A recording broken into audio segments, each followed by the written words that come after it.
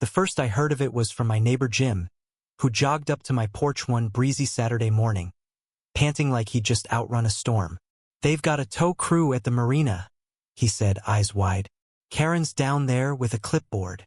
I didn't need him to say more. There was only one Karen in our HOA, and if she had a clipboard, it meant someone's day was about to get ruined. That someone, apparently, was me. By the time I got to the docks, the scene was already in full swing. A flatbed tow truck idled on the pier, its winch cable rattling, and my 30-foot sloop, the Marigold, was halfway prepped for removal. Karen stood in the middle of it all, barking orders at the crew like she was an admiral commanding a fleet. She had that self-satisfied tilt to her chin, the one that said she thought she'd already won. "What the hell do you think you're doing?" I demanded, jogging down the pier.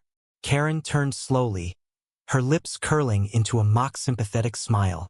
"This vessel has been docked in violation of HOA maritime guidelines for over a year," she said, drawing out each word like a schoolteacher scolding a child. "Unregistered, unapproved, and frankly an eyesore. We're seizing it for auction." Unregistered. I almost laughed.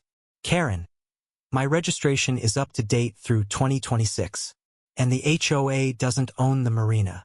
She held up her clipboard like a badge. "The marina is within the HOA district. That gives us oversight." It was such an outrageous lie that, for a moment, I just stared at her. Then I spotted the crew, two guys in oil-stained jeans and ballcaps looking uneasy. "Hey," I called out to them. "You got a seizure order from the county?" They exchanged glances. "We've got paperwork from her," one muttered, jerking his chin toward Karen. I pulled my phone from my pocket, tapped the screen, and held it up so they could see the email from the county harbormaster's office. Not only was my mooring lease valid, but no third party, including any HOA, had the authority to move my vessel without a court order. The crew stepped back like they just realized they were standing on a live wire. Karen tried to recover, launching into a rant about community standards and property value.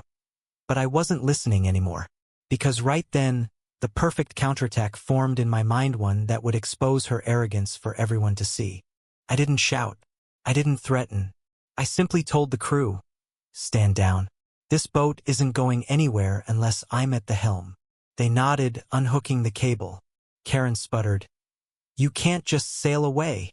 I'll have the sheriff down here in 10 minutes. "Perfect," I said, stepping aboard and untying the lines. "Tell him to meet me at your place." Her eyes narrowed. What's that supposed to mean? But I was already cranking the engine, the low rumble of the inboard filling the morning air. I cast off, steering the Marigold out of the slip and into the narrow channel that wound its way around the neighborhood. The waterway, a shallow canal system left over from the area's old fishing days, passed right behind Karen's sprawling property. As I rounded the last bend, her backyard came into view: immaculate flowerbeds, a white pergola, and a private dock she never used. I guided the Marigold in slow and steady, tying up neatly against her dock like I'd been invited for tea. A few neighbors had noticed and were already filming from their decks. Karen arrived 5 minutes later, storming out onto the lawn in full HOA regalia, visor, clipboard, and a voice loud enough to scare the egrets off the shore. "Get that thing off my dock!" she shrieked. "Funny," I said, leaning casually on the boom. "You didn't seem to mind taking it from my slip. Thought I'd return the favor. After all, if you claim oversight of the marina because it's in the HOA district, I figure your dock is fair game for community use too." The crowd of onlookers grew, whispers and laughter weaving through the humid air. Someone called out, "Nice spot for it, Mike." Another shouted, "Maybe leave it there till she apologizes." Karen's face went crimson. She waved her arms, yelling something about trespassing, but it was too late. This had gone public, and she couldn't spin it. That's when the twist arrived in the form of a dark SUV pulling up to the curb. The man who stepped out was none other than Deputy Harrell, the same county officer who'd warned the HOA last year about overstepping its authority. He took one look at the boat, one look at Karen, and sighed. "We've been through this, ma'am.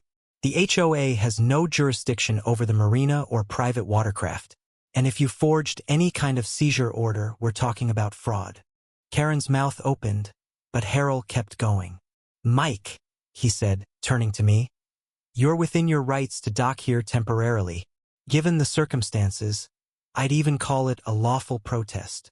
He turned back to Karen. If you don't want his boat here, I suggest you stop trying to steal it from where it belongs. Her jaw worked silently, but no sound came out. The crowd was eating it up out, recording every second. And I knew in that moment, the Marigold wasn't just a boat anymore. It was a message she'd have to see every time she looked out her window. Karen's composure cracked like glass under a hammer.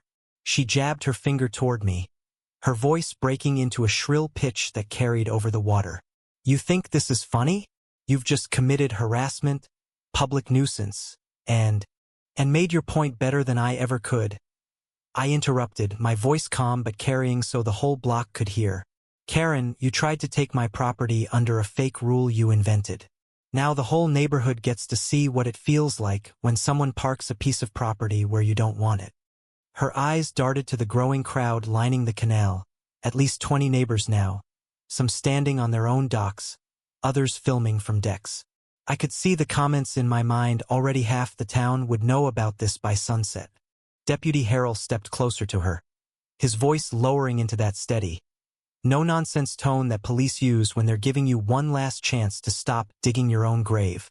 Ma'am, I strongly advise you to walk away from this before you say something that ends up in an affidavit. You've already got 2 open complaints against the HOA for abuse of authority. Do you really want a third? Karen's lips pressed into a thin, bloodless line, but she didn't back down. Instead, she tried a new tactic, turning to the crowd. Do you all want this in your backyards? This is why we have standards. That was her fatal mistake. From across the canal, my neighbor Sophie, quiet, bookish, the type you'd never expect to speak up, called out, "Better a boat than a bully." Laughter rippled through the crowd, and it was like someone had cut the last rope holding Karen's dignity together. I let the moment hang, then stood and addressed everyone. Just so we're clear, my boat will be back in the marina tomorrow morning where it belongs. I only brought it here to prove a point. The HOA has zero legal claim to the marina, the docks, or any private watercraft. And now, thanks to this little stunt, there's a county investigation into why the HOA is issuing fake seizure orders. A collective murmur rolled through the group. People started connecting dots. If she'd done it to me, who else had she targeted? Faces turned toward her, not with sympathy, but suspicion. The next week was a slow-motion implosion for Karen. The county's legal office confirmed she'd forged the maritime seizure letter using an old HOA letterhead template, something she wasn't authorized to use for legal orders. That alone was enough to open a fraud case. The local paper ran a story titled, "HOA Overreach on the Water," with a photo of me tying up the Marigold to her dock, a half-dozen neighbors smiling in the background. The HOA board, smelling smoke and knowing the fire was headed their way, convened an emergency meeting. In a unanimous vote, one that even her closest allies couldn't block, they removed her as president. She was also banned from representing the HOA in any official capacity for life. But the fallout didn't stop at politics. Vendors she'd bullied into giving community discounts cut ties. The Marina Association filed a civil complaint for defamation. And in a twist that even I hadn't expected, her own husband quietly put their house up for sale a month later. Word was, he was tired of living in a war zone she'd created out of sheer arrogance.